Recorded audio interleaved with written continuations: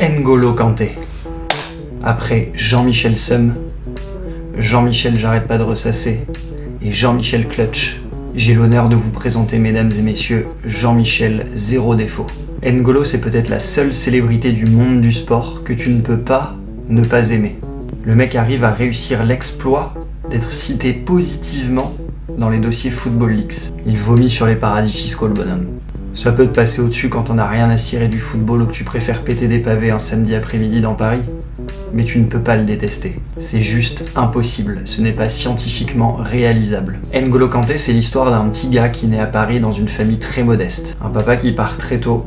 De très belles choses chez les juniors, mais une explosion assez tardive. N'Golo ne signe pas son premier contrat pro à 18 piges comme quasiment tous les autres types de la liste. Non, il y va à son rythme et gravit les échelons sans brûler les étapes. D'abord PH.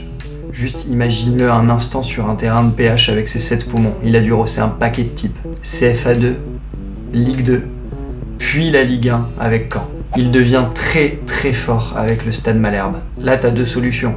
Soit tu files dans un championnat plus fort, au hasard l'Angleterre, ou tu vas dans une plus grosse écurie en France, l'OM par exemple. Kanté choisit finalement de rejoindre Leicester, club a priori moyen de première ligue, mais entraîné par un vieux de la vieille, Claudio Ranieri. Et c'est à ce moment-là que les choses prennent une tournure juste incroyable. Avec ses potes Mahrez et Vardy, il réalise une saison stratosphérique qui permet aux Foxes de remporter le championnat d'Angleterre. Complètement dingo, il change complètement de statut, tous les clubs s'arrachent Kanté. Forcément, le mec a un volume de jeu de martien, il perd aucun ballon et il a un jeu de passe bien au-dessus de la moyenne. Et puis le mec est facile à gérer quoi, il est sympa, il fait jamais la gueule, il sourit tout le temps, un vrai bijou le mec. Et ce bijou, c'est Chelsea qui se le dégotera contre un petit chécos de 38 millions d'euros hors taxe. Vu le marché, c'est un putain de bon plan. Et tu crois pas si bien dire, mon petit pote. Kanté arrive à Londres et Chelsea regagne le championnat d'Angleterre. Et il est même élu meilleur joueur de Première Ligue. Oui, messieurs, dames, le petit Kanté est devenu un géant. Bon, cette saison, ça n'a pas été la fofo avec Chelsea.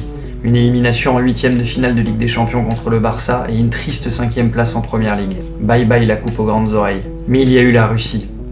Oui, la Russie. Que dire de ce voyage, mon petit NG? Tu as été le seul à surnager en phase de poule, nous épargnant même de sacrés tracas. Tu as élevé le niveau de l'équipe de France jusqu'en finale, comme aucun autre joueur n'a su le faire. Tu es simplement passé à côté d'un match, un seul match, la finale. Mais comment t'en tenir rigueur? Ta place dans le top 10 est plus que méritée. Et pour moi, le joueur du mondial, c'est pas Modric, c'est pas Hazard, c'est toi. Quand t'es parfait, il n'y a rien d'autre à dire. NG l'idole des foules, c'est terminé. NG le boss. NG le timide, NG le discret, NG la machine.